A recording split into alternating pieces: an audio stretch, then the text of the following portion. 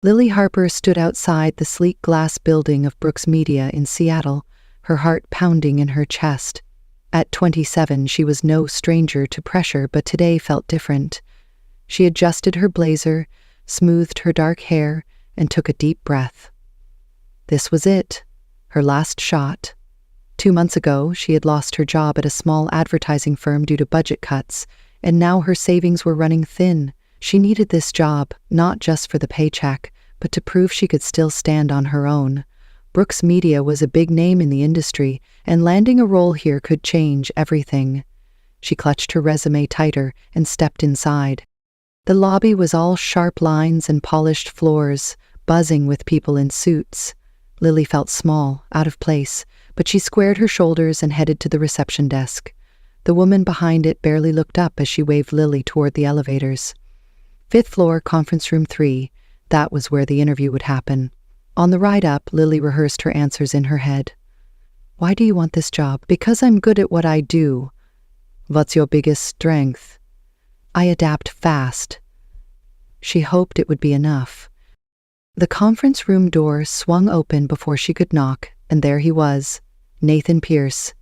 He was younger than she'd expected, maybe early 30s, with sharp green eyes and a jawline that could cut glass, but his expression was cold, almost bored, as he gestured for her to sit.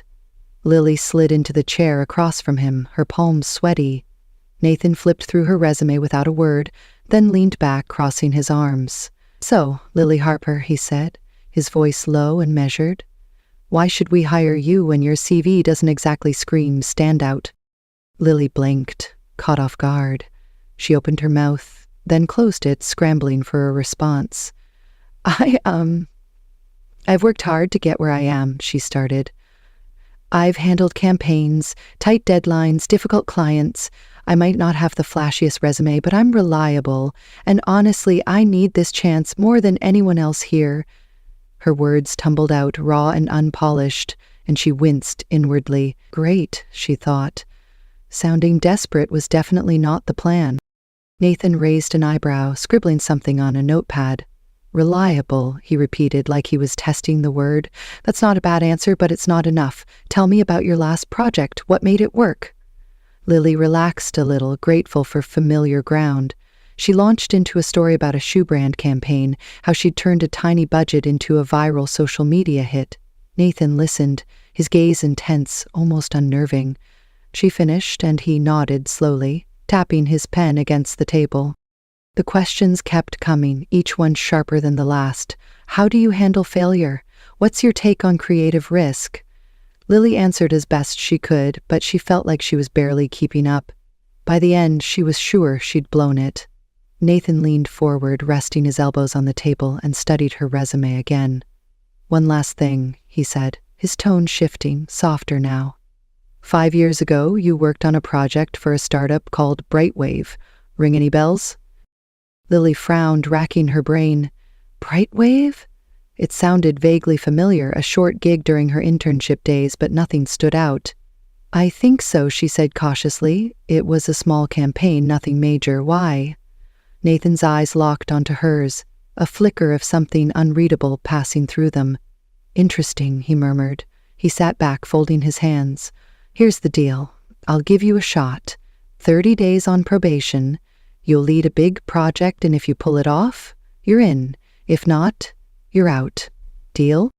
Lily stared at him, her mind racing. 30 days to prove herself at a place like this? It was insane, but she had no choice. Deal, she said, her voice steady despite the nerves. Nathan smirked, just a hint of it, and stood to shake her hand. Good, see you Monday. As she left the room, Lily couldn't shake the feeling that there was more to his offer, something he wasn't saying, but for now she had a job, or at least a chance at one. That was enough. Lily Harper walked into Brooks Media on Monday morning, her stomach a knot of nerves and excitement. The probation deal with Nathan Pierce echoed in her mind, 30 days to prove she belonged here. She wore her best blazer, the one that made her feel halfway confident, and carried a notebook full of ideas. The office was a hive of activity, phones ringing, screens glowing, and voices overlapping. She found her desk, a small corner spot near a window with a view of Seattle's gray skyline, and sat down just as Nathan appeared. He didn't waste time. "Harper," he said, dropping a thick folder onto her desk. "Your project. It's a campaign for a new tech startup, Echoverse. They want bold, they want buzz, and they want it in 4 weeks. Your running point. Don't screw it up." Lily nodded, swallowing hard. She opened the folder, scanning pages of stats and vague buzzwords like disruptive innovation. Nathan lingered, watching her. "Questions?" he asked. She shook her head. "Good. First draft's due Friday. Impress me." Then he was gone, leaving her with a mountain of work and a ticking clock. The next few days were a blur.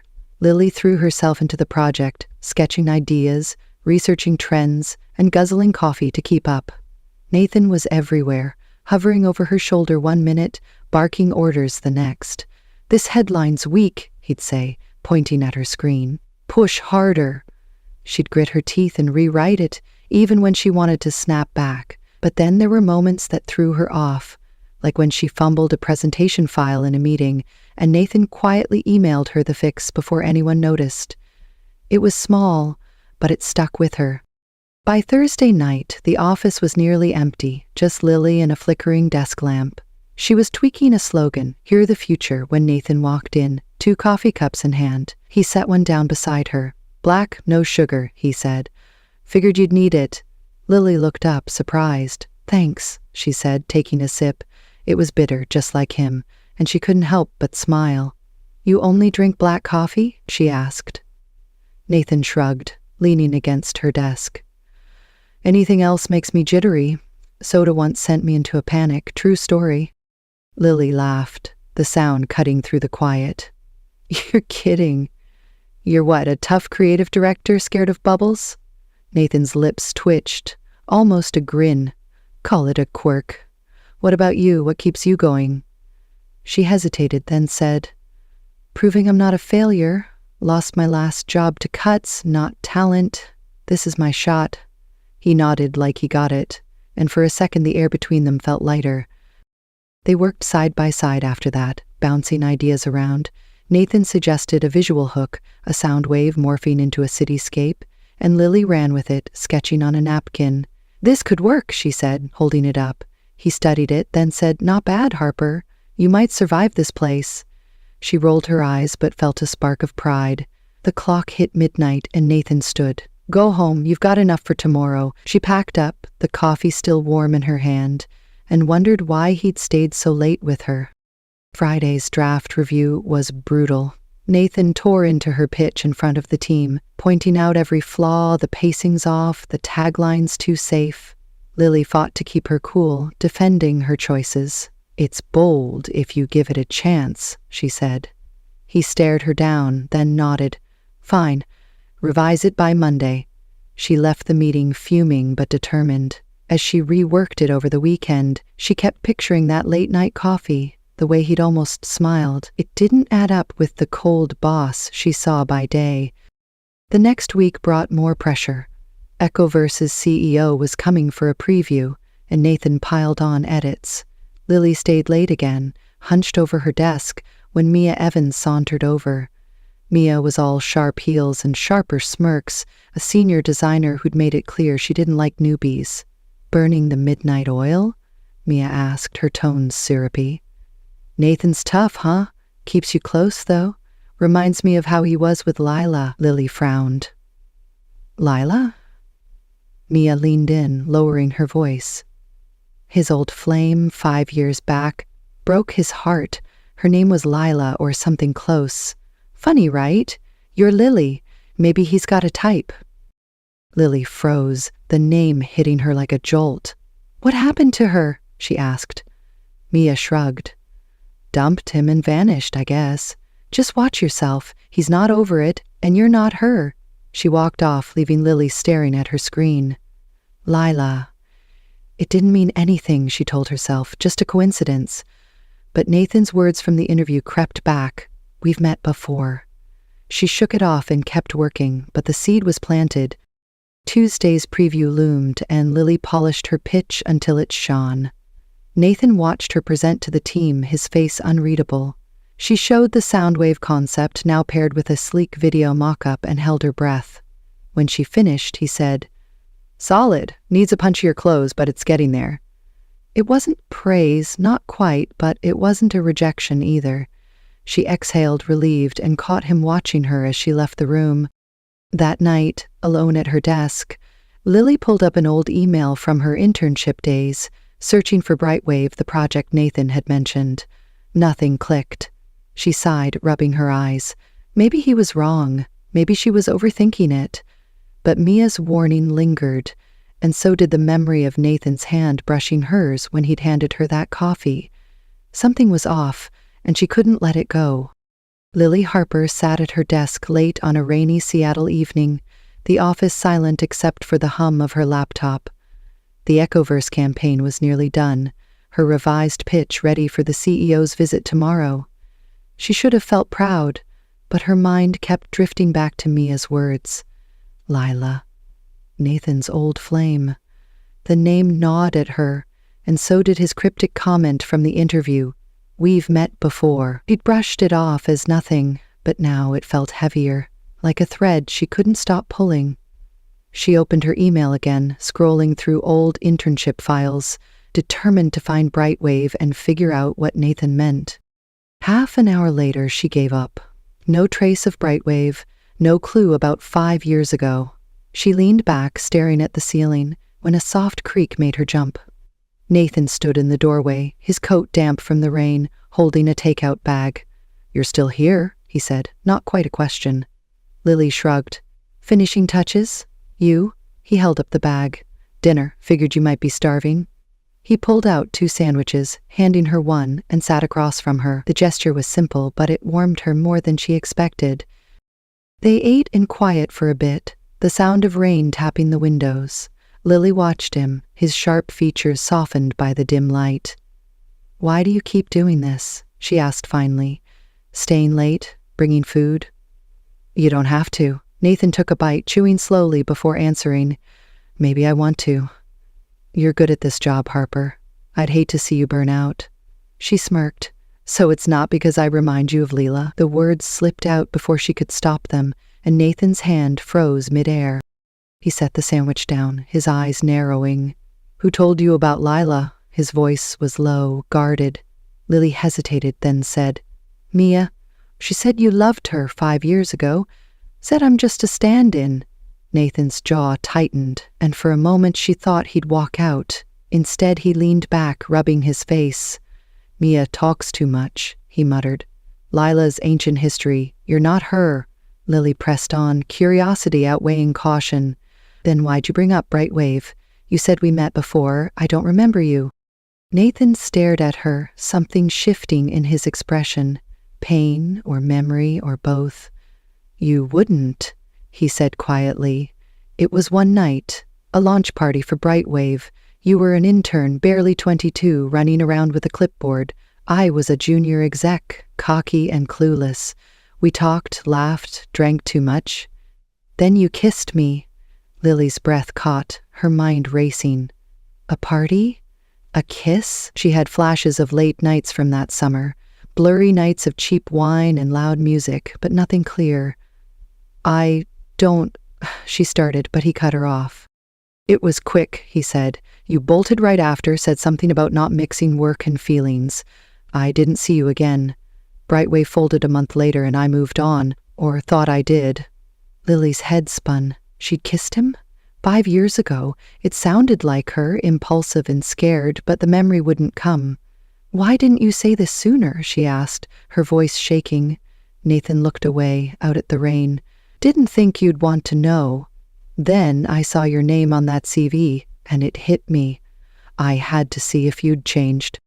She opened her mouth to respond, but a noise interrupted, her chair scraping as she stood. She paced, trying to process it. "So you hired me because of some drunken kiss?" Nathan stood too, stepping closer.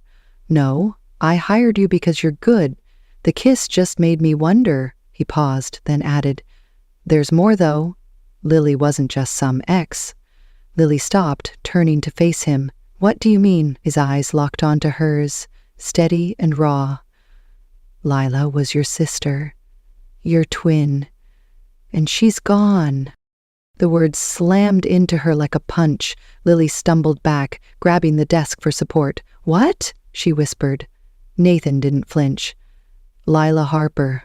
She worked with me after Brightwave crashed. We dated, fell hard. Then she died, a car accident, 5 years ago, right after that party. I thought you were her when you walked in. Same face, same fire. But you're not." Lily's knees buckled and she sank into her chair. Lila, her twin, dead at 22, hit by a drunk driver while Lily was off chasing her own life. She'd buried that pain deep, never talked about it, not even at work. "You knew her?" Lily asked, her voice barely audible. Nathan nodded. "She was brilliant, chaotic, loved you, talked about you all the time. When she died, I broke. Then you showed up and I thought, maybe it's a second chance. But you're not her, Lily. I see that now." Tears stung her eyes and she wiped them away, angry at herself for crumbling. "Why didn't you tell me?" she demanded. "Because I wasn't sure," he said. "Not until tonight. I've been trying to figure out what I feel, you or her memory." Lily stood again, her chest tight. "I'm not a ghost, Nathan. I'm not here to fix your past." She grabbed her bag, her sandwich untouched, and headed for the door. "Wait," he called, but she didn't stop. "I need air," she said, her voice cracking. She stepped into the rain, the cold soaking her skin, and leaned against the building. "Lila." "Nathan, that kiss!" It was too much, pieces of a life she'd forgotten crashing into the one she was building.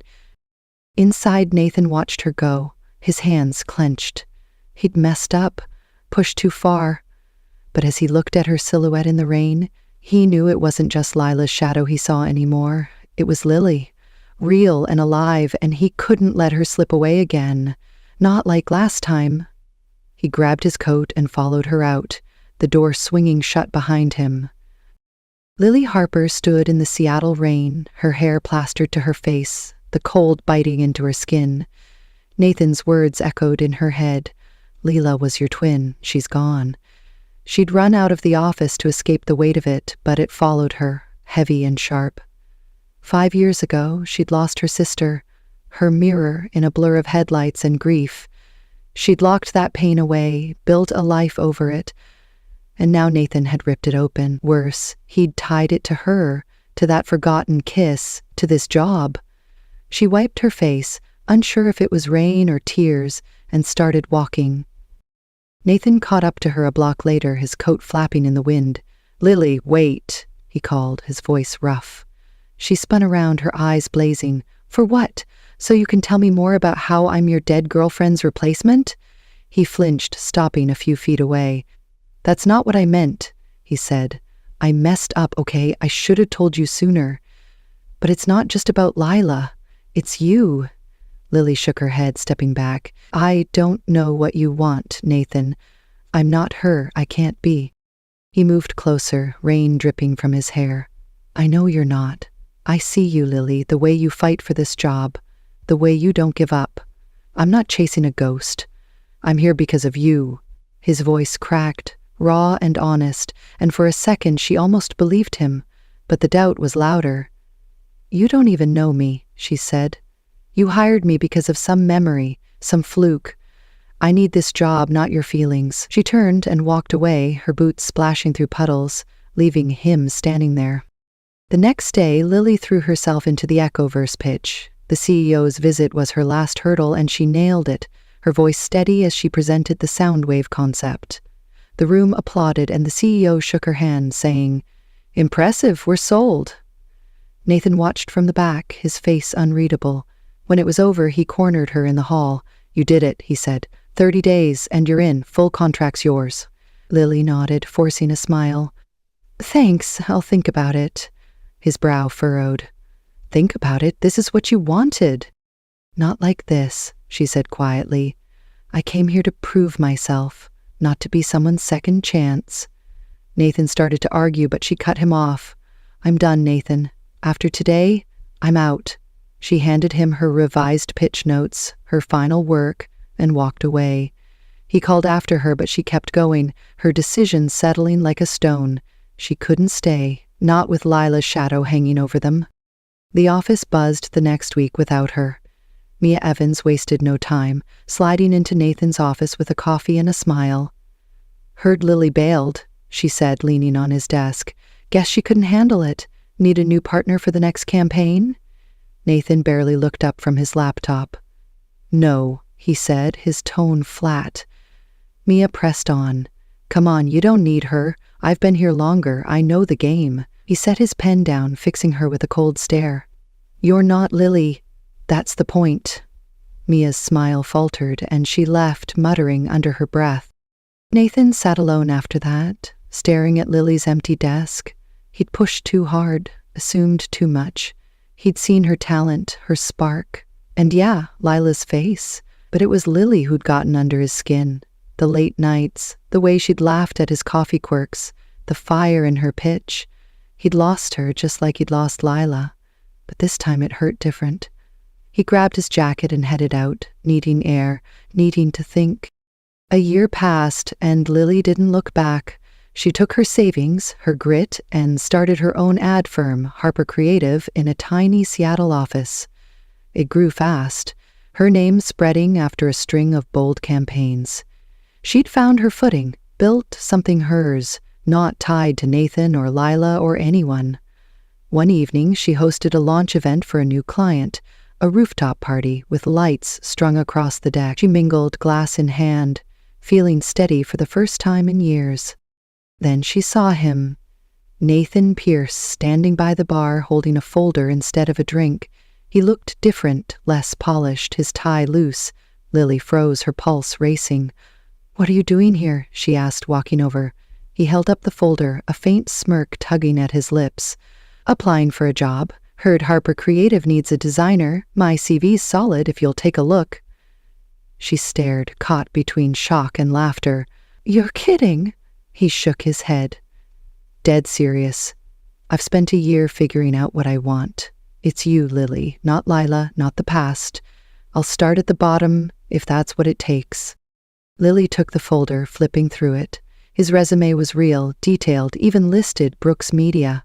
She looked up, meeting his eyes, and saw something new there. Certainty, not shadows. "You'd work for me?" she asked, half teasing. "If you'll have me," he said. "I'm done chasing ghosts. I want the real thing."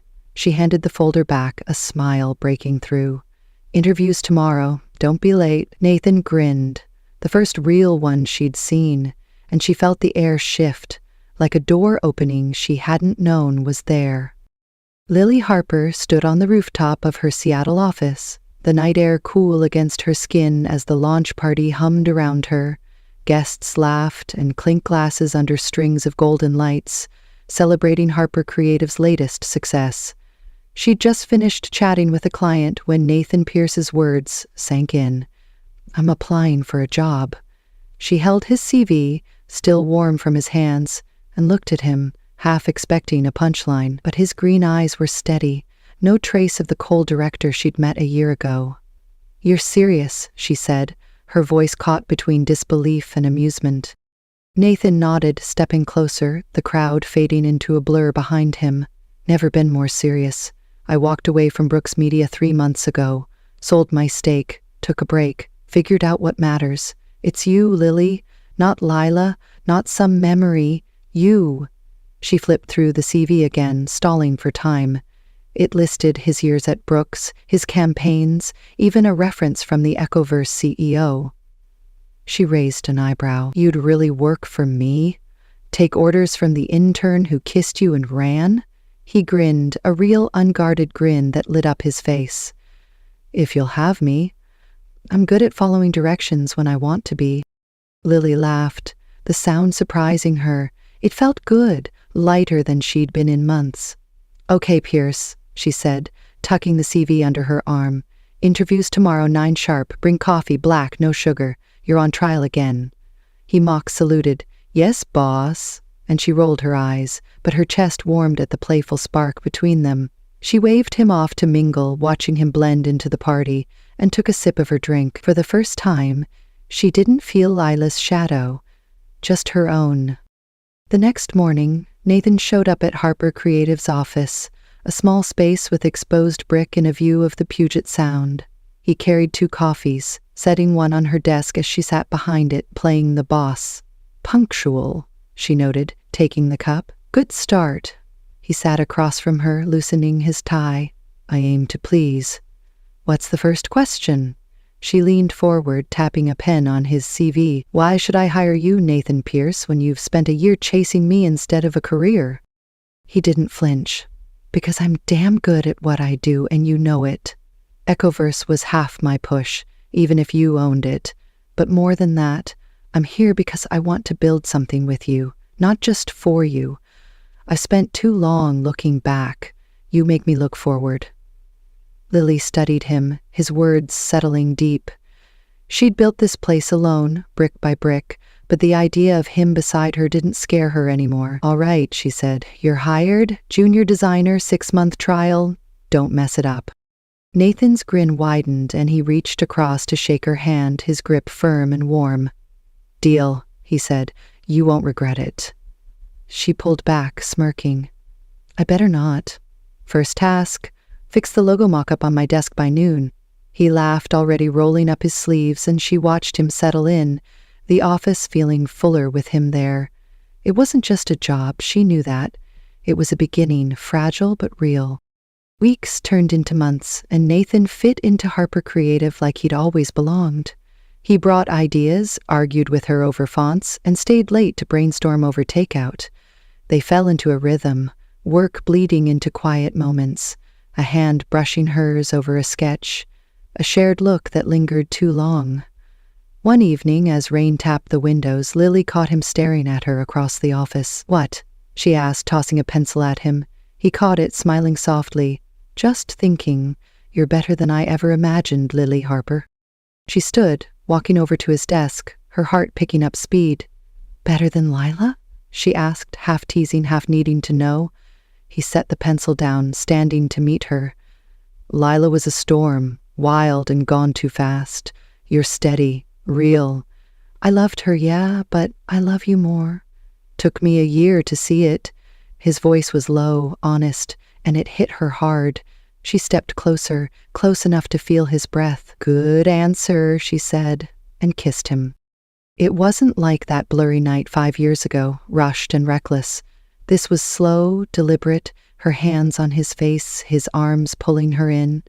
When they broke apart, she rested her forehead against his, smiling. "You're not bad at this," she murmured. He chuckled.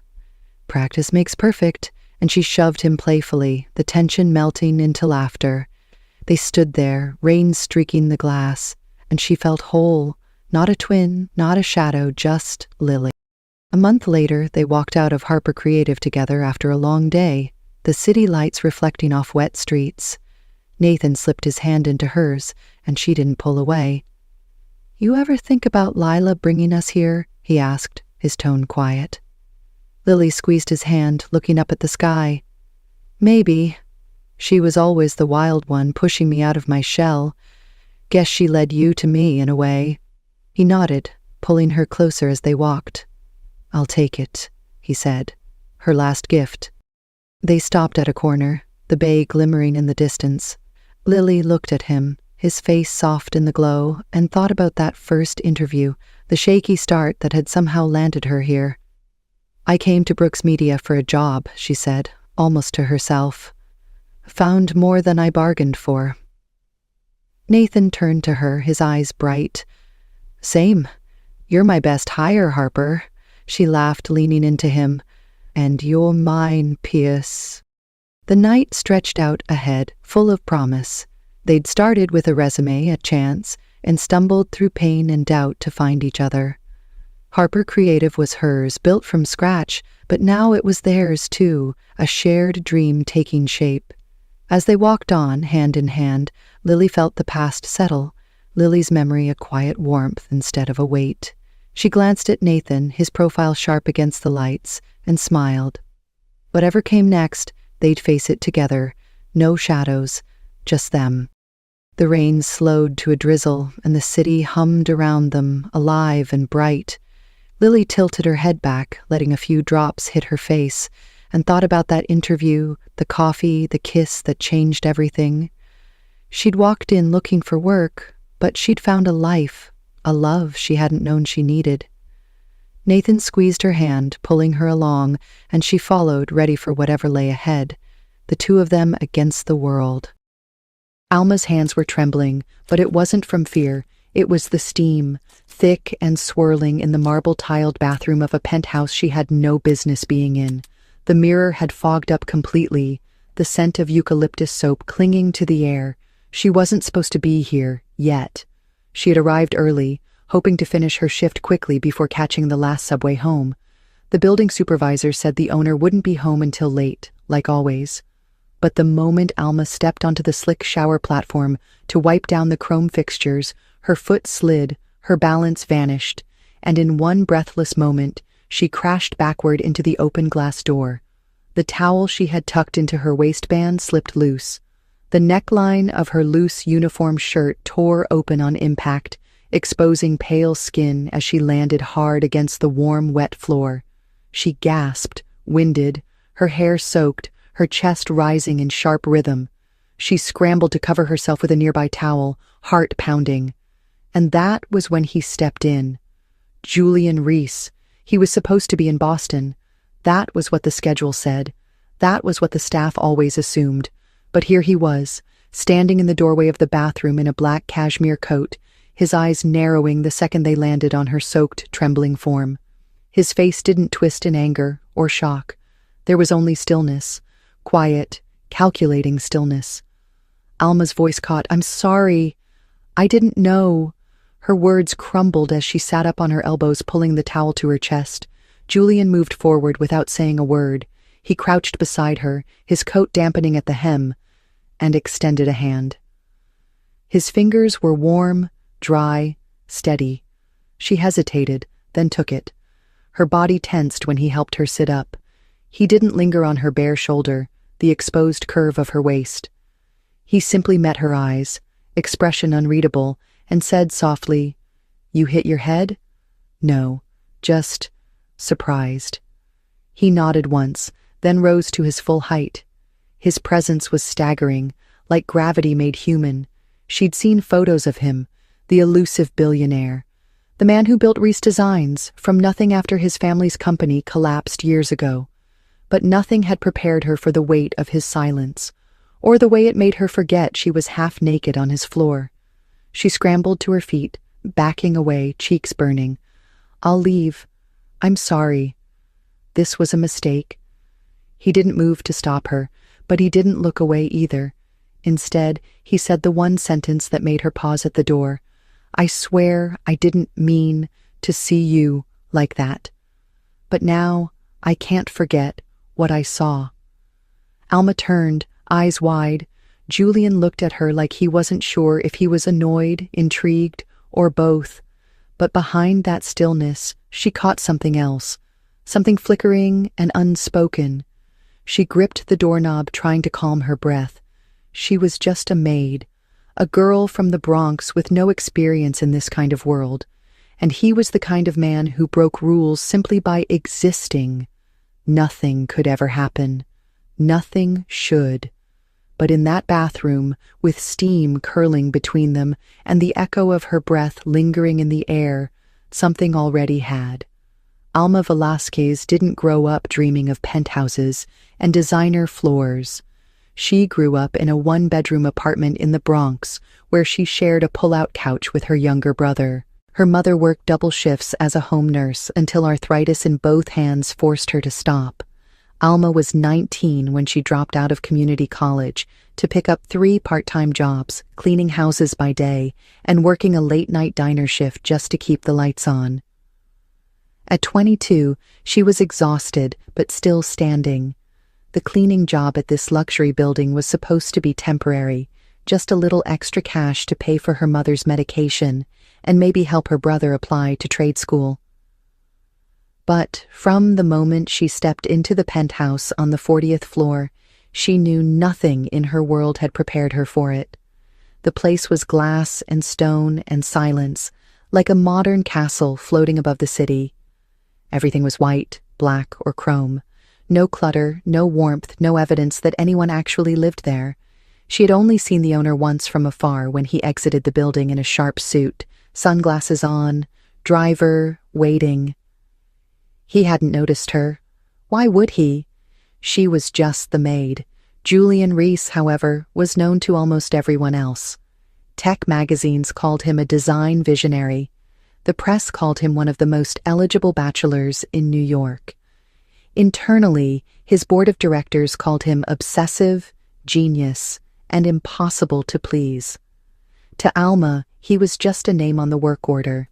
She hadn't expected to ever be in the same room as him, much less the same bathroom, much less dripping wet and trying to shield herself from his gaze. After that day, nothing went back to normal.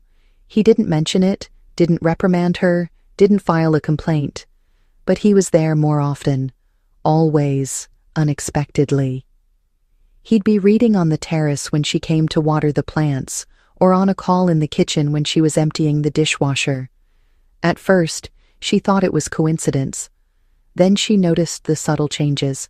His schedule shifted. His returns to the penthouse became unpredictable, almost deliberately so. Still, he never spoke more than a few words. He never asked her name. But he watched her, not in a leering way, not in a possessive way, but like she confused him. Like she was a puzzle he didn't know he wanted to solve. Alma, for her part, tried to keep her head down. She needed the job. The agency paid her under the table, no questions asked, and any mistake could mean being replaced. But being in that space with him, feeling the air hum every time he walked into a room, made it harder and harder to pretend she was invisible. At night, in the quiet of her apartment, she thought about his eyes. Not just how they looked at her that day in the shower, but how they hadn't looked away. He could have told her to get out, could have mocked her or fired her, but he didn't. He helped her up. He touched her carefully, gently, like he wasn't used to touching anyone anymore. She wondered what kind of life he had, all alone up there in that perfect penthouse. No photos on the walls, no clutter, no noise, just lines and control. It was beautiful and terrifying, the way money could make something feel more like a museum than a home. She told herself to forget the moment. She told herself to focus on her family, her bills, her future. But memory is a stubborn thing, and Julian Reese, with his quiet stare and unreadable expression, wasn't something easily erased. Days turned into weeks, and still, neither of them brought it up. Still, he lingered when she entered a room. Still, she checked her reflection twice before ringing the doorbell. Neither one said it aloud, but the air between them was changing, and neither knew yet that they shared more than a moment in the steam.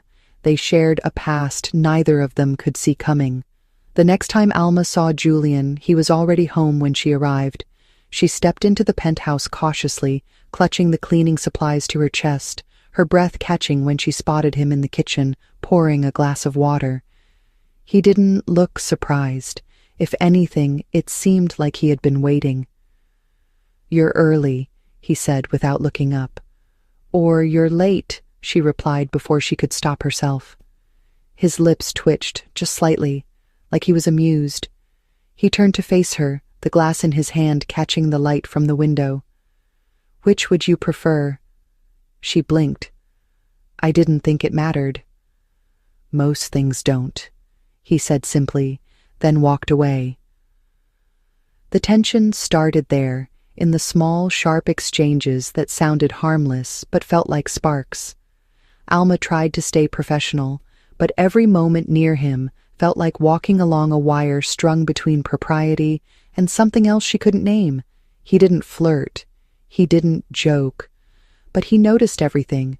When she accidentally dropped a glass, he didn't scold her. He just handed her a towel and asked if her hands were steady.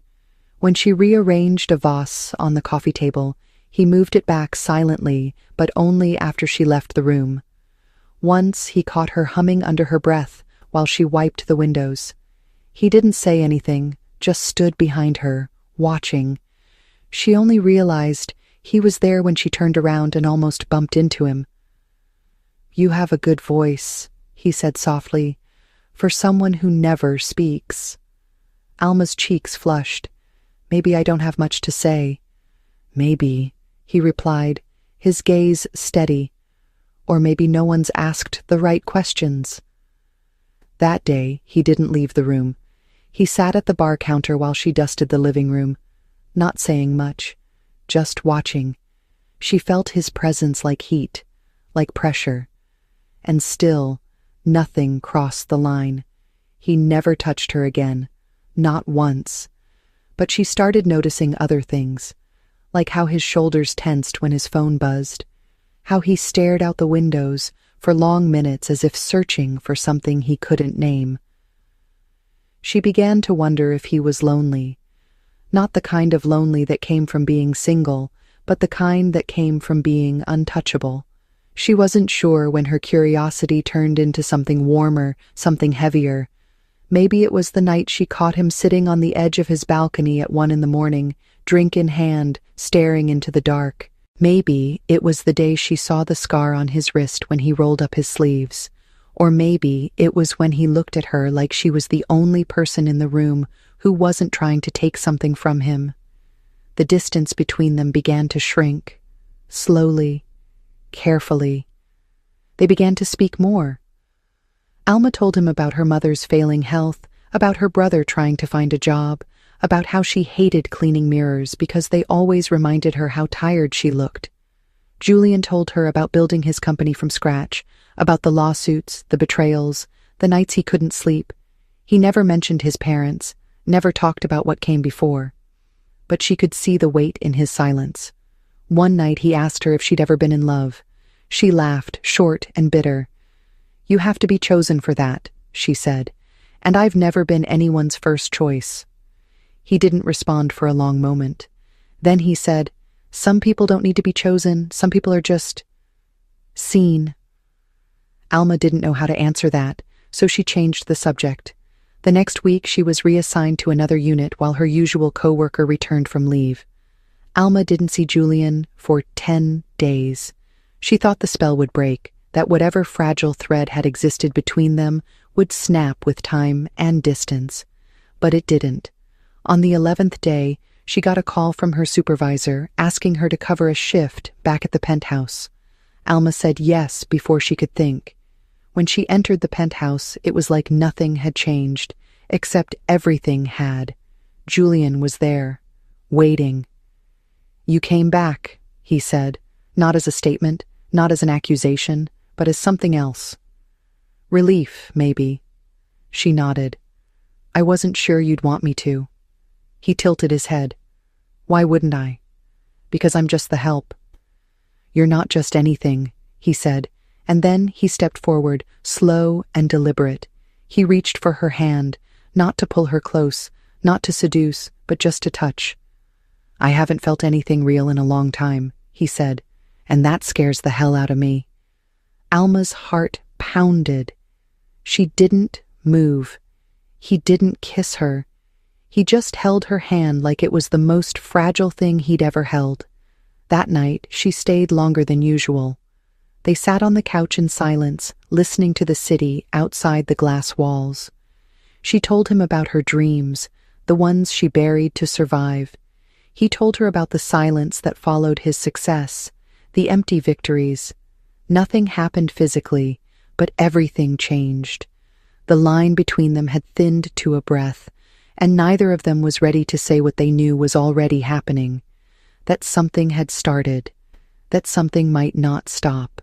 Julian began noticing the small things first, the way Alma folded the dish towel twice before hanging it, the way she always tapped the edge of the counter twice when thinking, the way she smiled, rarely and quietly, as if smiling too openly would give away too much of herself.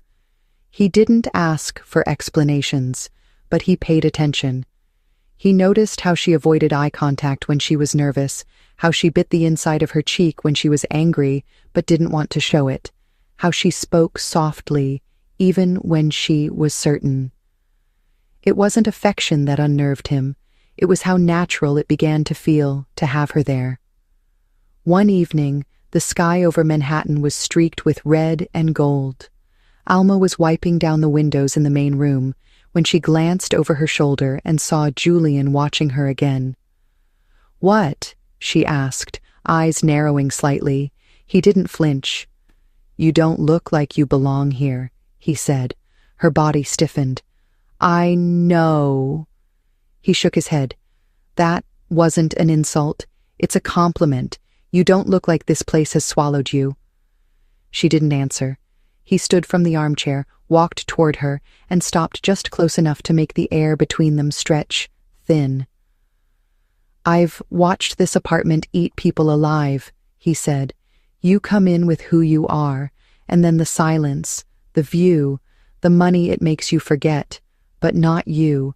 You still carry something." "It's just cleaning spray," she joked quietly. "Don't flatter me." "It's something else," he said. "Something honest."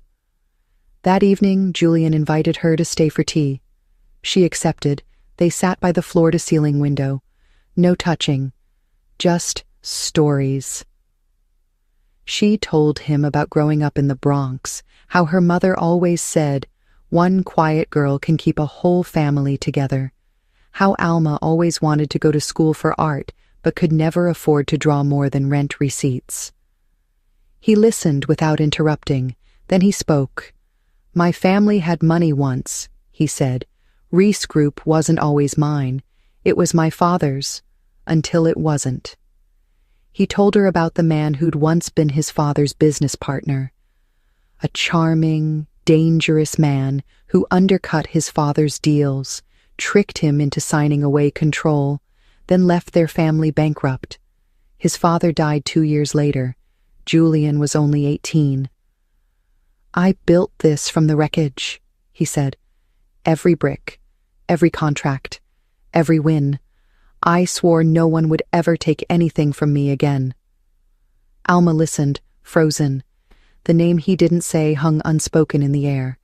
Because she knew it. She'd seen it once on an old letter her mother kept in a drawer she never opened. She asked quietly, "What was his name?" Julian looked at her. "Luis Medina." Her breath hitched. He's my father." Silence. It was like the city outside the glass vanished. Julian's face didn't change at first. Then something behind his eyes dimmed. Not anger, not hatred. Something colder. "You're his daughter?" She nodded. "I didn't know. I swear. My mother never talked about him. She said he was dead to us." Julian took a step back. Alma stood quickly. "I only realized when you talked about your father, the company, the timing. And when I saw that old photo in your office, I knew. I recognized him. I didn't know what to do." Julian turned away. "You knew enough to stay quiet." "I didn't stay quiet to hide it. I stayed quiet because I didn't want it to matter." "It matters," he said, voice low. "You think I can forget what he did? What he cost me?" "I'm not him."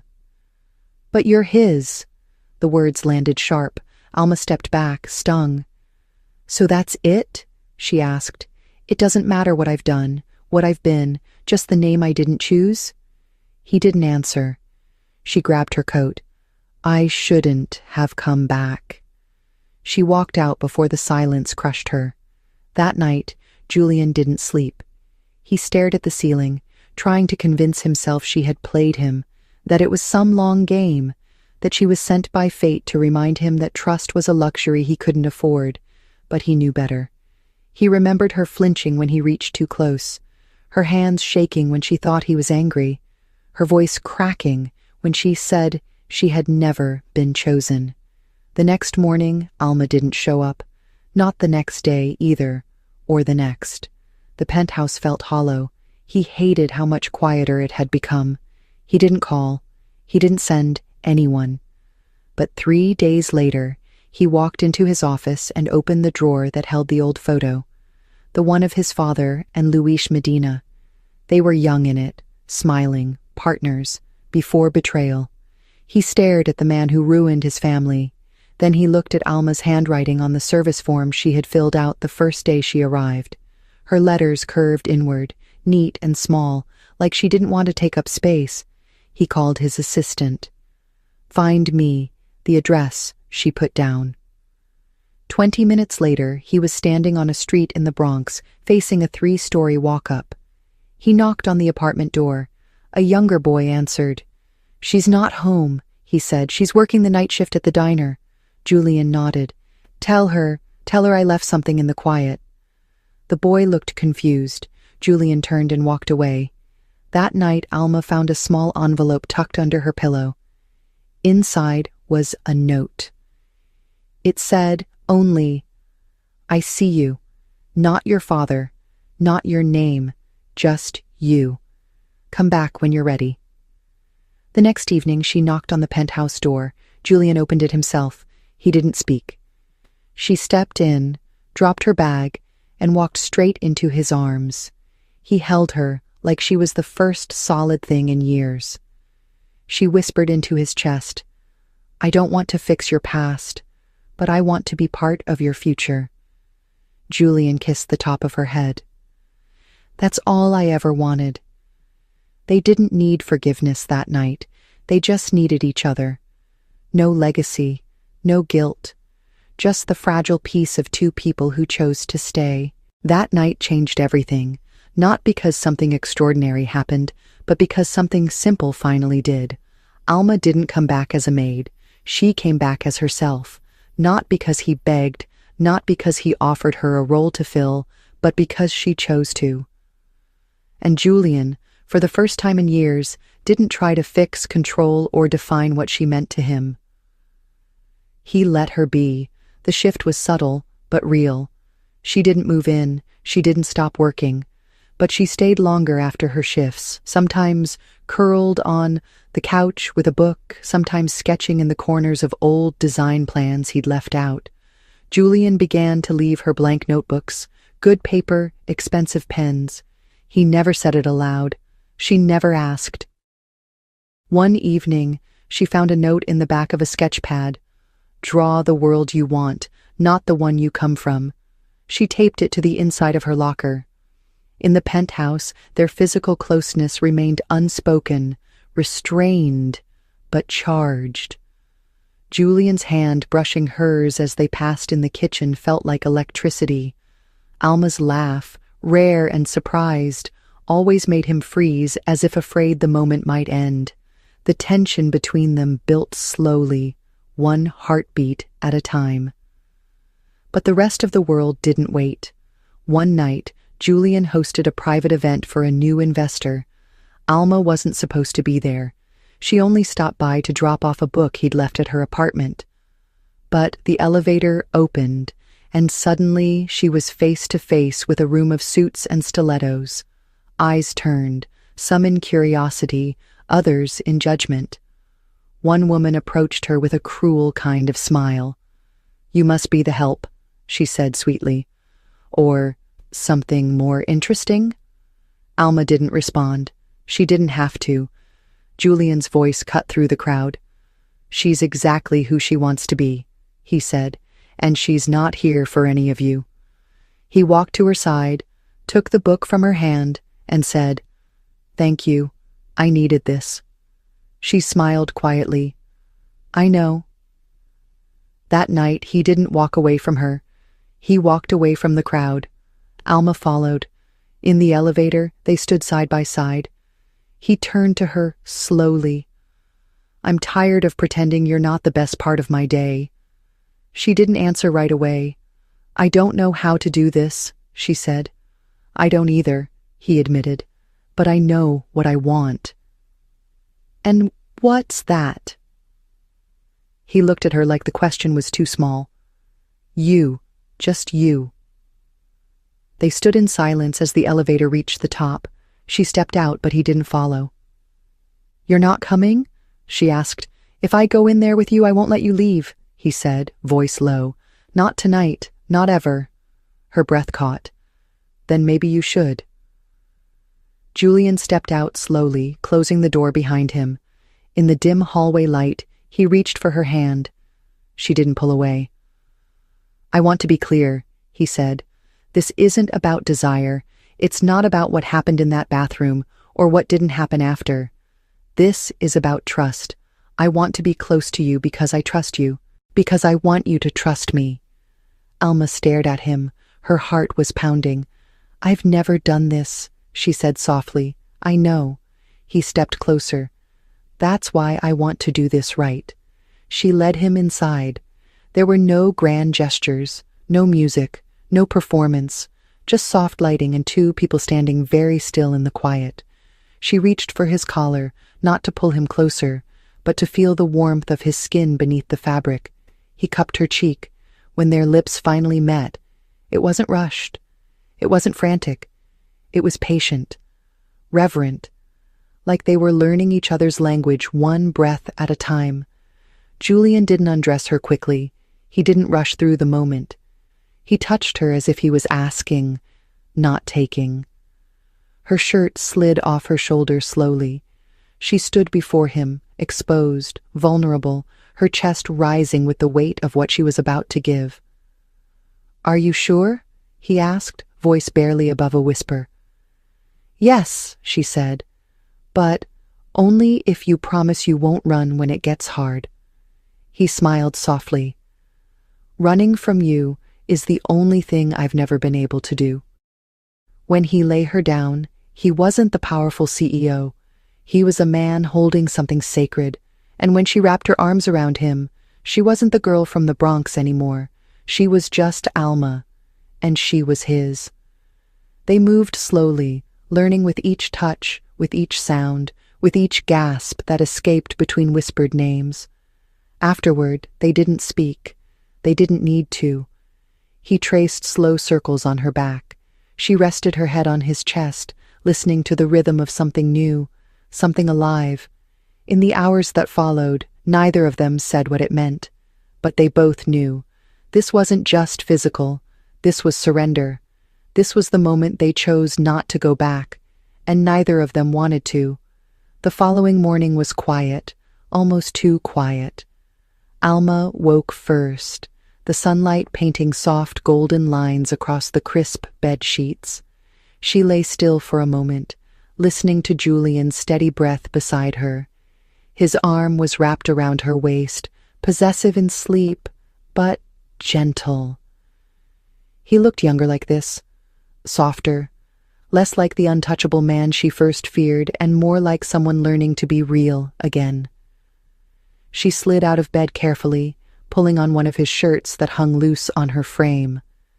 She padded barefoot into the kitchen, still half dreaming, and began making coffee, her hands steady in a way they hadn't been in months. When Julian appeared minutes later, shirtless and still sleepy, she smiled at him without thinking. He stepped up behind her, kissed the top of her shoulder and whispered, "I could get used to this." And she believed him.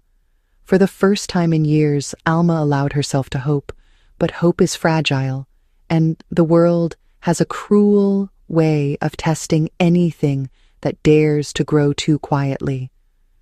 That afternoon, Alma received a phone call. Her younger brother Mateo had been involved in an altercation outside his part-time job. A man had tried to steal from the store, and Mateo stepped in to help. In the scuffle, he'd been injured and taken to the hospital. It wasn't life-threatening, but the bills were already climbing. Alma dropped everything. Julian offered his driver, his card, even to come with her, but she refused. "This is my family," she said. "I need to handle it myself." He watched her walk away, jaw tense, eyes unreadable. Alma returned to her old world like stepping back into a skin she thought she'd outgrown. Her mother's apartment was still too small, the fridge still too empty, the pain still too loud. She didn't call Julian. She couldn't. She wasn't ashamed of her life, but she feared what it might do to what they'd just started building. The hospital bills were already stacking up, and Alma went back to working long shifts at the diner, picking up overnight cleaning contracts again. Every time she saw Julian's name light up on her phone, she let it ring.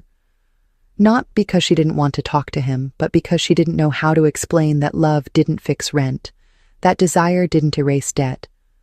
3 days passed, then 4. On the 5th day, Julian appeared outside the diner. He didn't come in. He just waited. When her shift ended at 2 in the morning, she stepped outside and froze. He was leaning against the wall, suit jacket slung over his shoulder, hair slightly mussed from the wind. "You didn't call," he said. She wrapped her arms around herself. "I didn't want you to see this part of me." "I've already seen all of you," he replied. "The good, the scared, the proud. This is no different." "It is," she said. "This part is messy, and I don't want to be something you feel obligated to fix." "I'm not here to fix you." He stepped closer. "I'm here because I miss you." Her breath caught. "I thought you'd disappear." "I almost did," he admitted. "Not because I stopped caring, but because I thought maybe you needed space to remember who you are without me." "And I did," she said. "I needed to stand up for myself again, for my family, to make sure that the woman you're falling for isn't someone you have to carry." "I don't want to carry you," he said. "I want to walk beside you." That night, he walked her home. They didn't hold hands. They didn't kiss. They just talked. About nothing. About everything. Alma returned to the penthouse the next weekend, but not as a cleaner. Julian had cleared a space for her in the study, filled with art supplies, books, and one small note taped to the wall. "Build something new." She began sketching again, quietly, slowly. Julian gave her the room, and the time. They didn't talk about forever. They didn't plan, but they stayed, together.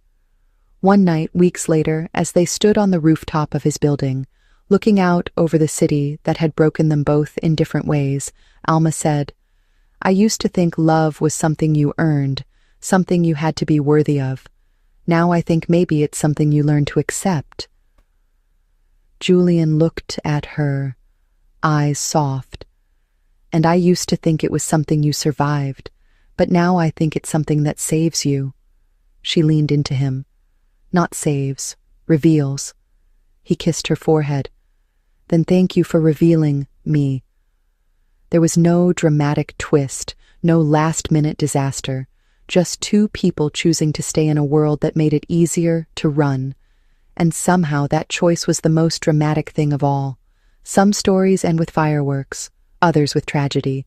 But for Alma and Julian, it ended with something quieter, something rarer, a beginning. 6 months had passed since that first night, the night that changed everything without even meaning to. The city was the same. The skyline still glittered like promise and pressure wrapped in glass. But their world had changed. Alma no longer cleaned the penthouse. She didn't need to. Julian had offered her more than once to stop working altogether, but she refused. Instead, she began selling her art small sketches that captured stillness, honesty, and quiet strength. She rented a tiny gallery space near the East Village, painting in the early hours before the world woke up. He bought the first piece without telling her. When she saw it hanging in his office behind the main desk, she cried. They didn't move in together. Not yet. They took things slowly, respecting the fragile thread that had once held them together. But she stayed over often. Some nights she left toothbrushes and sweaters and scribbled ideas on his kitchen notepad. And some mornings, he would wake up to find her asleep on the couch with a sketchbook balanced on her chest. Their lives didn't become perfect. Julian still had board meetings and crises and people clawing at the edges of his empire. Alma still had overdue bills, her mother's recovery, her brother's growing pains, but now they faced it all together, and the most powerful shift of all, they let each other in. One evening, as they stood on the penthouse balcony, arms around each other, Julian whispered, "You were supposed to be a mistake." Alma smiled. "And you were supposed to be untouchable." He kissed her temple. "But now you're the only thing I want to hold on to." She turned to face him, her fingers curling into the collar of his shirt. "Then promise me one thing." anything. When the world tries to make us forget this is real, remind me. He rested his forehead against hers. I won't need to. You are the most real thing I've ever known. They stayed there for a long time, wrapped in the sound of the city breathing below them, and somewhere between silence and sunrise, between vulnerability and strength, between the girl who once slipped in a billionaire's shower and the man who once swore he'd never fall, they found something stronger than desire. They found love that chose them exactly as they were, because sometimes the most unexpected fall is the one that finally teaches you how to stand. The rain hadn't let up in hours. It fell in steady, soaking sheets that turned the streets of Manhattan into shallow rivers. Amelia's sneakers were soaked through, squelching with each step as she pushed through the wind toward the towering glass front of the high-rise. The delivery bag over her shoulder dripped, and the food container inside had already started to steam from the contrast of heat and cold. She was freezing, drenched to the bone, and this was her last order of the night. All she wanted was to drop it off and disappear. The doorman didn't say anything as she walked in, just looked at her with the kind of glance that said she didn't belong. But her name was on the list, and the order came with direct instructions. Deliver to the top floor, use the private elevator, no questions, no contact. She stepped into the polished metal box of the elevator, watching herself in the reflection of its brushed gold walls. Her hoodie clung to her arms, her leggings stuck to her skin, and her tank top was soaked all the way through. She looked like a mess. By the time she reached the penthouse floor, everything around her whispered wealth. The air smelled like clean linen and subtle cologne. The floor was marble. The windows stretched from floor to ceiling, framing a rain-soaked skyline. It felt like stepping into another world. She didn't see anyone, just silence. She walked past the grand piano and into the open kitchen area, setting the delivery bag down gently on the black granite counter, careful not to drip too much water. Her fingers trembled as she pulled the wet hoodie off. She glanced around quickly. The instructions hadn't said anyone would be home. The lights were low. The space was quiet. Maybe the owner wasn't in. Maybe they had staff to clean this all up. Her tank top stuck to her body uncomfortably, and the heat of the apartment made the wet fabric feel worse against her skin. She spotted what looked like a guest bathroom down the hallway. Just a quick second to dry off. That was all. She wasn't stealing anything. She wasn't even exploring. She just needed a damn towel. The bathroom was elegant in that way expensive things are, understated and spotless. A towel warmer glowed quietly near the door. She peeled off her tank top and wrung it out, then unclipped her bra. Her skin prickled from the sudden warmth of the room. She grabbed one of the plush white towels and wrapped it around herself, breathing in the scent of something expensive and clean. She leaned over the counter, letting her forehead rest against the mirror, trying to calm her heartbeat. Then a voice cut through the silence. Low, calm, male. I see the food made it up. Her entire body went stiff. She turned slowly, towel clutched tightly at her chest. He was standing in the doorway. Tall, clean-shaven, rolled sleeves and an open collar. His hair was slightly tousled, like he'd run his hand through it in frustration. She recognized the face from tabloids, from headlines. Billionaire, CEO, off-limits, dangerous, domin something. Her voice cracked as she spoke. I'm sorry. I didn't think anyone was home. I only needed to dry off. He held her gaze, unreadable. Then, without a word, he stepped forward, pulled another towel from the warmer, and offered it to her. She didn't move. Couldn't. You'll get sick if you stay like that, he said, his tone almost indifferent. She took the towel, hands trembling. Her mouth opened, but nothing came out. I should go, she whispered. You should finish drying off first, he said. Why? He met her eyes. Because I don't like seeing someone shiver unless I'm the one making them. Then he turned and walked away, leaving her standing barefoot in his guest bathroom, wet, exposed, and unsure if she had just stepped into a mistake or the beginning of something dangerous. Amelia Carter had never belonged to places like this. Raised in a 2-bedroom apartment in Queens with a mother who worked 2 shifts and a younger brother who barely kept himself out of trouble, her life had always been about survival. Dreams were a luxury she couldn't afford. She worked as a food delivery girl not because she loved the job, but because it was the only thing flexible enough to work around her classes at the community college and still let her bring home enough money to help with the bills. Most nights she came home sore, exhausted, and invisible. That was safe. She knew how to be invisible. She didn't know how to be seen, especially not by someone like Damon Rourke. He wasn't just rich. He was the kind of rich that didn't make sense. The kind of rich that didn't just buy things, but changed cities. CEO of Rourke Tech, one of the biggest private innovation firms in the country, Damon had been featured in Forbes before he turned 30. He rarely spoke to the media. He didn't date publicly. No scandals, no slip-ups, no signs of softness. The world saw him as a myth, a machine, efficient, ruthless, and terrifyingly precise. And yet the man who offered her a towel had been quiet, unbothered, not angry, not arrogant, just watching. She had expected yelling, accusations, security. Instead, she got heat in his voice and a look in his eyes that made her skin flush hotter than the towel wrapped around her. She'd left the bathroom that night as quickly as she could, her damp clothes in a tight roll beneath her arm, heart thundering as she walked past him without a word. He didn't stop her, but he watched, and she felt it, felt him. Like gravity itself had shifted in that penthouse, and now she was walking around with its pull still wrapped around her chest. She told herself it was over, a weird, humiliating blip in an otherwise forgettable week. But the next night she got a notification, same building, same floor, another delivery.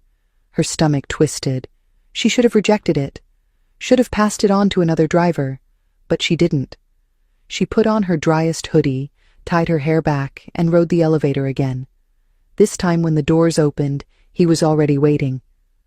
"You're late," he said, not looking up from the tablet in his hand. Her voice was steady. "The rain." He nodded once. "Leave the food on the table." She hesitated, then stepped in.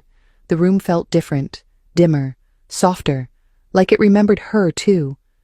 As she placed the bag down, she heard him speak again. "You dried off this time." She didn't answer.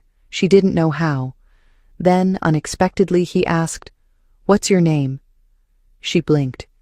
"You don't need to know my name. I'm just the delivery girl." He finally looked up. "I'm not asking because I need to. I'm asking because I want to." Her heart did something strange in her chest. She didn't give it to him that night, but she came back again. And again. Over the next week, she delivered to the penthouse 5 times. Every time she swore it was the last. Every time she found herself standing in front of his door again. Sometimes they spoke, sometimes they didn't. But each time, the air between them thickened, charged with something neither of them acknowledged. She learned that Damon didn't talk to anyone unless he had to, that his staff communicated through assistants, that he worked late, stayed late, existed in a world most people only saw through headlines and tinted windows. But when she was there, something in him shifted. He asked questions about her classes, her family, her favorite book. Once he offered her coffee. She declined. Her hands were shaking. There was no flirting, no touching, but it felt like standing too close to a fire. She didn't want it. Not really. But she also didn't want to walk away. The last night of the week, the rain was worse than ever. Her scooter hydroplaned on Fifth Avenue, and she arrived at the building with soaked jeans, a bruised hip, and a bag of food that barely stayed warm. The elevator ride felt longer than usual. When she stepped into the penthouse, she saw him, already at the dining table, sleeves rolled up, shirt unbuttoned at the throat. He stood when he saw her limp. What happened? She waved it off. Nothing serious, just slippery roads and bad brakes. He didn't smile. He walked toward her, took the bag, and set it aside. Then he said, "Take off your shoes. You're dripping." She hesitated. "It's fine. I have floors that cost more than your scooter. Take them off." His voice wasn't cruel, just firm. She obeyed, feeling stupid and wet and painfully aware of every drop sliding down her skin. He disappeared into another room and returned a moment later with a towel, again. Only this time, when she reached for it, he didn't let go immediately. His hand brushed hers, warm, intentional. She looked up. "You don't belong in this storm," he said softly. "Then why do I keep showing up in it?" she asked, hating the shake in her voice. He didn't answer, just lifted the towel and began drying her arm slowly, reverently, like it mattered. And in that moment, something between them cracked open. Amelia Carter, the invisible girl from Queens, had no idea what game she'd just stepped into. And Damon Rourke, the billionaire who never let anyone close, was about to discover that some storms didn't knock, they soaked their way in. She told herself not to come back. Told herself that what happened in that penthouse, in the slow pass of a towel across her skin, and the silence that followed, was a mistake, dangerous, unprofessional. She wasn't that kind of girl, and he wasn't the kind of man who noticed women like her, unless he was bored. But boredom didn't look the way Damon Rourke looked at her. It didn't follow her out of the building. It didn't burn under her skin hours later when she lay in bed, staring at the ceiling, replaying every breath, every word, every second. She skipped the next delivery, let another driver take it, but then a note appeared in her delivery app. Client request, specific name, her name. Refusal flagged. She should have reported it. Instead, she went. When the doors opened this time, she didn't step in hesitantly. She walked into the room like she had stopped pretending. And this time, he didn't stay by the window. He met her halfway. "You ignored the last delivery," he said.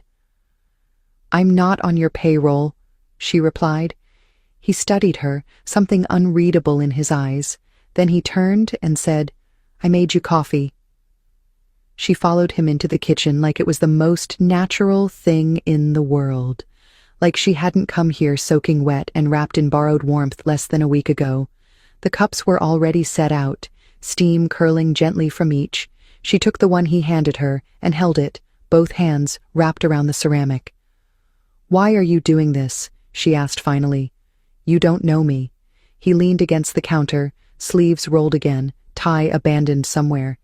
"Maybe that's the point. Everyone else I know has a reason to be here. You don't." "That's not enough," she said. "Then maybe I'm just selfish." She didn't speak. He took a sip, set the cup down, and said, "You remind me of something I forgot I wanted." The air thickened. Her voice came out lower. "And what's that?" "Real." After that night, it wasn't about deliveries anymore. He texted her, not often, just enough, just little things. "Do you prefer black coffee or sugar? Do you read before bed? Do you like storms or silence?" At first she didn't respond, but eventually she did. One-word answers that turned into full sentences. Sentences that turned into hours of conversations they never planned to have. And slowly, she realized he wasn't trying to impress her. He was just being. The man everyone called a machine had a quiet to him that wasn't cold, just careful. A silence that wasn't dismissive, just tired. And the more she spoke, the more he listened. Not with the intent to reply, with the intent to understand. And that changed everything. One night, she arrived before he texted. She didn't have a reason. She just came. He opened the door like he'd been waiting. "You're early," he said. "You're surprised?" she asked. He shook his head. "No, just glad." He let her in. No questions, no explanations, just space. The room was dim, lights low, the skyline glowing through the massive windows. She stood near the edge, arms crossed, watching the city. He joined her silently. After a long moment, she said, "I don't understand you. I don't expect you to. Then what do you want?" He didn't answer at first, then he turned toward her, eyes steady. "To see what happens when you stop holding yourself so tightly." She didn't breathe, couldn't. And then he did something unexpected. He reached out, not to touch, not to pull, just to lift a strand of hair from her face, gently tucking it behind her ear. It wasn't sexual. It was reverent. And it undid her. "You don't know where I've been," she whispered. "I don't care," he said. "You're here now." And in that moment she realized something dangerous. She wanted to be. Their pattern wasn't simple. It wasn't dates or dinners or declarations. It was presence. He worked. She read. They didn't speak unless they meant it. Sometimes she'd come in and sit on his couch with a mug of tea he made without asking. Sometimes she brought takeout and ate beside him while he reviewed contracts. Once, she fell asleep on his couch. When she woke up, a blanket was over her, the lights dimmed, and he was seated in the chair beside her, watching her breathe like she was the only thing in the room that moved. Still no lines were crossed, no hands wandered, but the tension lived in every look, in every almost, until the night that wasn't almost. She arrived in the middle of a storm, again, drenched, again. He opened the door and froze. She was soaked through, hoodie clinging to her arms, hair stuck to her cheeks. She stepped in without a word, kicking off her shoes, eyes on his. "I'm not here to deliver anything tonight," she said. "I know," he replied. "I'm not here to talk either." "Then what are you here for?" he asked, voice low. She swallowed. "To stop pretending this isn't happening." He took a step closer, then another. His hand reached up slowly, fingers brushing her jaw, sliding wet strands behind her ear. "If I touch you now," he whispered, "I won't stop." "Then don't." He didn't move for a second, just looked at her, really looked. And then he kissed her. It wasn't slow, it wasn't rushed. It was everything held back, now let loose. Her hands gripped his shirt, his mouth devoured hers. When he pulled back, breath ragged, he whispered against her lips, "Tell me if you want me to stop." She shook her head. "No, I want you to see me." He stepped back slightly, eyes scanning her soaked clothes. "Then take them off," he said quietly. Not a demand, a request, a permission. And she did, slowly, carefully, like every layer peeled back wasn't just fabric, but history, pain, fear. And when she stood there in nothing but her skin, he didn't touch her. He looked at her like she was art. A moment, a sunrise he didn't expect. And then he said, "You're beautiful." She laughed once, breathless. "You say that like I'm not broken." "We're all broken," he replied, "but you're the only person I've ever seen who still shines through the cracks." And when he wrapped that same towel around her again, it wasn't about drying her. It was about holding her together. After that night, she told herself she wouldn't return. She told herself that what happened between them was a lapse, a moment born of weather and heat, and months of want she hadn't admitted until it was already too late. But the towel he wrapped around her still smelled like his cologne 3 days later, and the bruised softness of his fingers on her skin kept replaying every time she tried to sleep. She had been naked in front of a man before, but never like that. Never while being looked at, as if she was the answer to a question he didn't know he was asking. It wasn't about sex. It was about being seen, and that terrified her more than anything else ever had. But she came back. Of course she did, not because he called her. He didn't. Not because he begged. He wouldn't. She came back because she couldn't stay away. When she walked into the penthouse that time, he wasn't in a suit.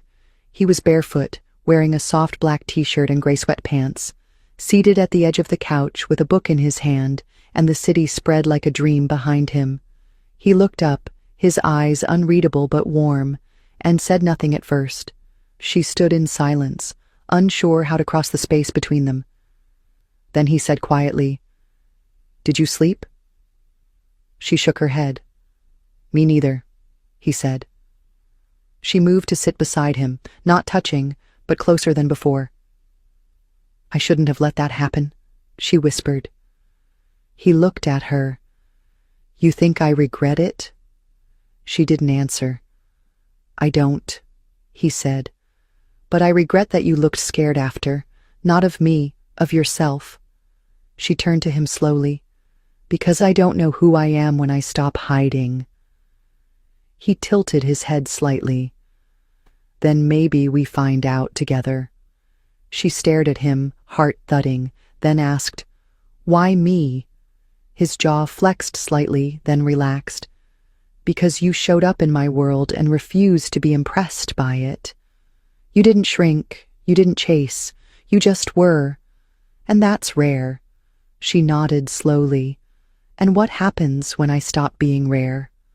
"Then I'll remind you," he said softly, "of the first time I saw you, dripping wet, shivering, and trying so hard not to let me see how much you needed someone to wrap you in something warm.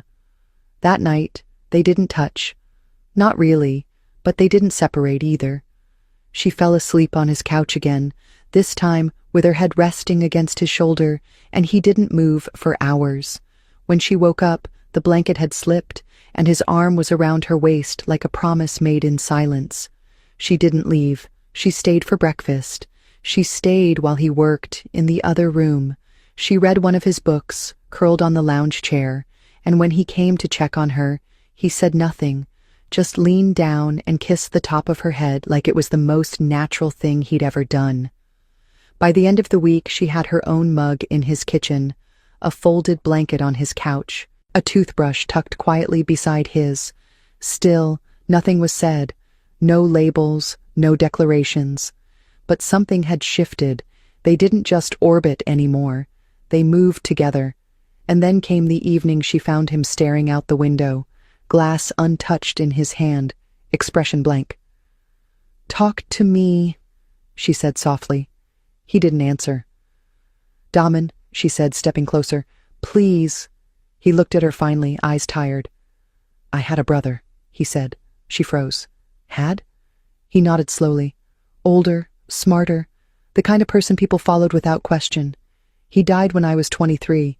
Motorcycle accident. I didn't go to the funeral. I didn't speak for a week. After that, I built walls.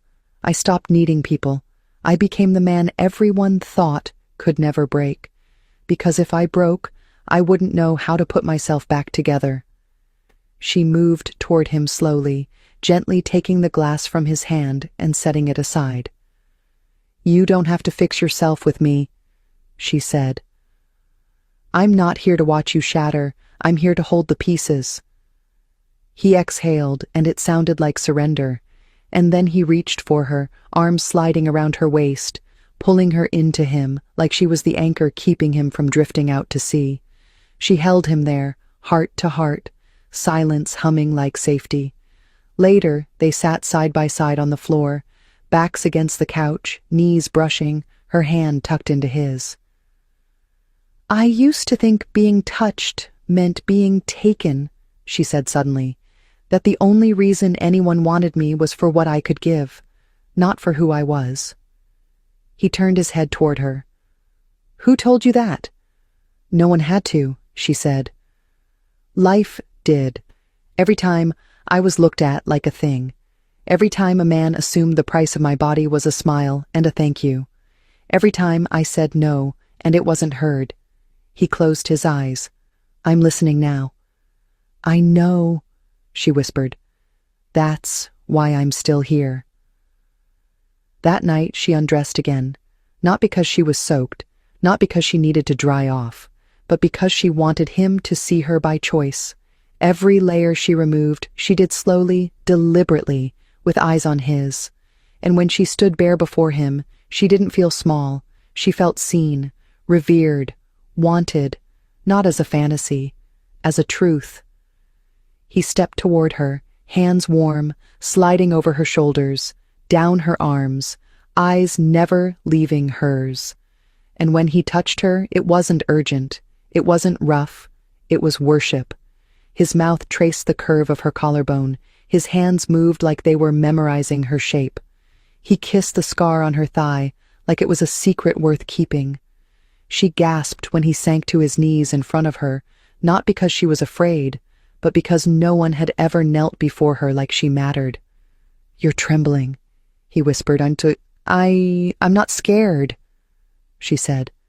"Then what is it?" "I've never been loved like this." He looked up at her, eyes burning.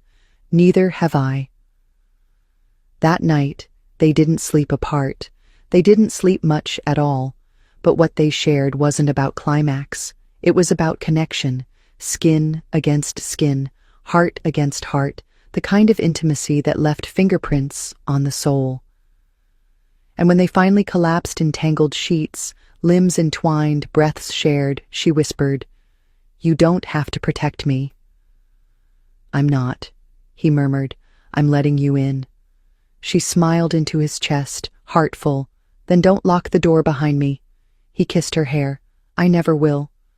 The mornings began to feel like rhythm. She would wake before him, stretch slowly in the soft light that filtered through the glass walls, wrap herself in his oversized shirt, and pad barefoot to the kitchen where she would make coffee. She still wasn't sure he liked the way she made, but he drank it anyway. He never said thank you, not aloud, but the way he watched her, as she moved, the unspoken gravity in his gaze said more than words ever could. He had stopped asking why she stayed. She had stopped pretending she wasn't terrified of what it meant to be this close to someone who could break her open without even touching her. But the fear wasn't enough to stop her anymore. It wasn't enough to make her run. Not yet. Not until the outside world caught up to them. It started with a text, a photo, a blurry image of her exiting a black SUV outside the penthouse at dawn, hair wild, legs bare, his shirt half tucked into the waistband of her shorts. She stared at it on her phone, stomach clenching. There was no caption. There didn't need to be. The image said everything. By noon, it was on a blog.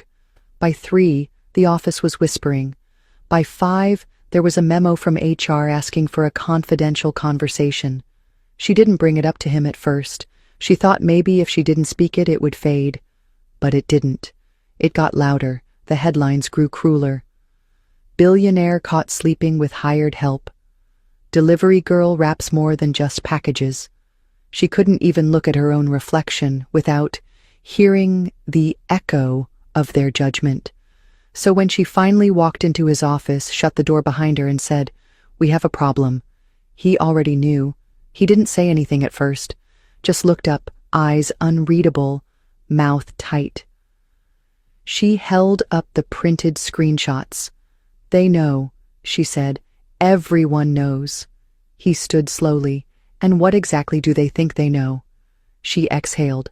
"That I'm sleeping with you, that I used you, that this whole thing was manipulation, some stupid Cinderella fantasy where the girl from the wrong side of the service elevator gets her hands on the man in the penthouse." He moved toward her. "You didn't use me." "It doesn't matter," she snapped, "because that's the story now, and we both know what happens to girls in stories like this. We disappear." His voice softened. "You're not disappearing." "Then do something," she said. "Say something. Show them it's not a game." He looked at her, long and slow. "Are you asking me to go public?" "I'm asking you to stop hiding behind silence." He didn't answer, not with words. Instead, he walked around his desk, picked up his phone, and made a call. "This is Damen Cross," he said into the receiver. "Schedule a press briefing, tomorrow, 8 a.m., no script, no filters." Then he hung up, She stared at him. You'd really do that? He met her gaze. You're not my secret. You're the first thing in my life I've wanted to claim without apology. And that's when she realized what scared her most. It wasn't the press. It wasn't the backlash. It was the possibility that he meant it. That he would stand in front of the world and say her name like it mattered. That night, they didn't speak much. He poured wine. She watched him from the couch, bare legs tucked under her, mind spinning. When he sat beside her, he didn't reach for her body. He reached for her hand. If this ends badly, she whispered, I want you to know I never came here looking for you. Not like this. He squeezed her fingers gently. And I never looked at you and saw anything less than mine.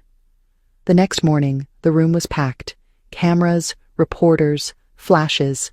He stood in front of them like a man who had spent his whole life commanding rooms. But when he opened his mouth, his voice was different. Softer. Raw. There's been a lot of noise this week, he began. Speculation. Accusation. Most of it is wrong, but some of it is true. I have been spending time with a woman who entered my life unexpectedly. She didn't come with titles. She didn't come with connections. She came with truth, and I'd rather burn my reputation than let that truth be twisted by anyone else. Gasps, clicks, whispers, and then he said her name, clearly, without hesitation. And the world shifted. He didn't say he loved her. He didn't have to. She was watching from the hallway, heart in her throat, hands trembling. When he stepped off the podium, the first place he went was to her. The cameras didn't follow. He didn't let them. He kissed her in the elevator, not like a performance, but like a promise. You didn't have to do that, she said against his mouth. I did, he murmured, because you undressed more than just my body. You stripped the part of me that thought vulnerability was weakness.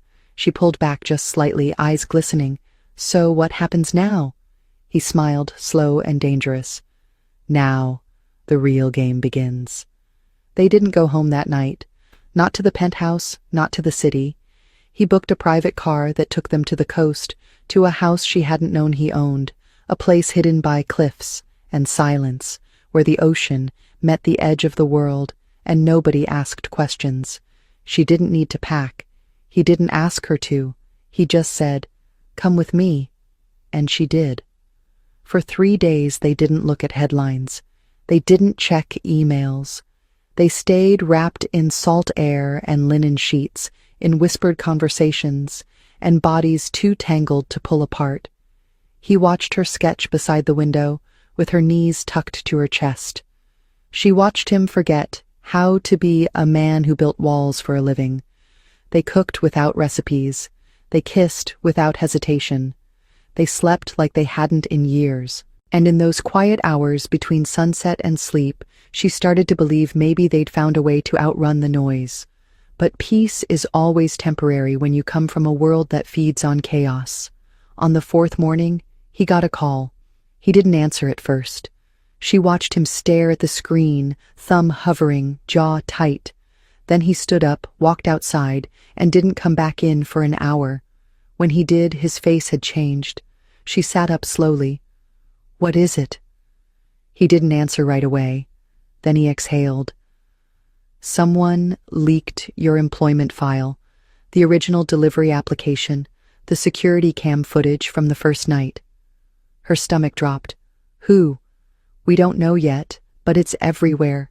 She stood, heart pounding. "What does that mean?"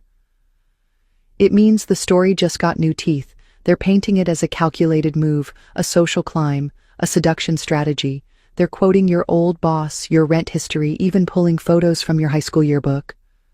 She backed away. "They think I planned this?" "They want to." He stepped closer.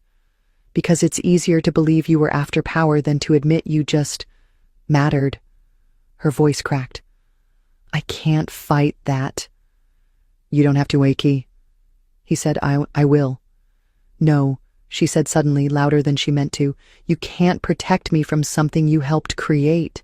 He froze. That's not fair. Isn't it? She said, chest rising fast. You brought me into your world without asking what it would cost me. You opened the door but didn't stay to hold it when the wind knocked me off my feet. I'm still here, he said. I didn't run. But you didn't ask either, she whispered. Not when, they whispered. Not when they looked at me like I was a mistake you made.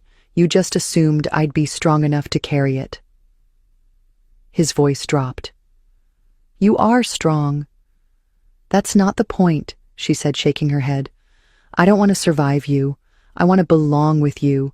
And right now, I don't. He looked at her, face unreadable. Then what are you saying? She looked down. I need space, not because I don't want this, but because I don't know who I am inside your world anymore. Silence thickened between them. And if you leave, he said quietly, if I leave and you still want me when the noise dies down, maybe we try again. Maybe? He asked, voice breaking just slightly. I'm not good with maybes. Neither am I, she said, but it's the only honest thing I can offer right now. She left that afternoon, didn't pack much, just the sketch pad she'd been filling since the day he gave her the towel, and the memory of his mouth on her skin like a prayer. He didn't stop her, he just stood at the edge of the doorway and whispered, If this is what you need, I'll wait. She didn't turn back. Couldn't. Because if she looked at him one more time, she'd never go. The next days passed in a blur. She stayed at a friend's loft downtown, changed her number, disconnected everything that had tied her to his world. She watched herself trend and burn online, her face cut into pieces and pasted into headlines she never asked to be part of. She stopped answering calls, stopped opening emails. She barely left the apartment, but she drew. She filled page after page with the curve of his jaw, the hollow of his throat, the moment he looked at her like she was sunlight.